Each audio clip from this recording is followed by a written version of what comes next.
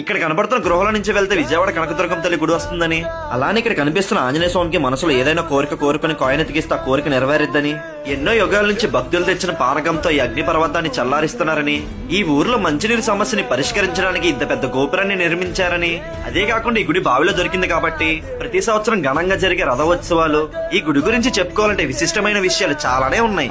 ఈ గుడి ఎక్కడుందంటే మన విజయవాడ పక్కనున్న మంగళగిరి గ్రామంలో ఉంది శ్రీ పానకాల లక్ష్మీ నరసింహస్వామి గుడి. గుడి చూడడానికి మాత్రం చాలా అందంగా చాలా విశాలంగా అయితే ఉంటుంది.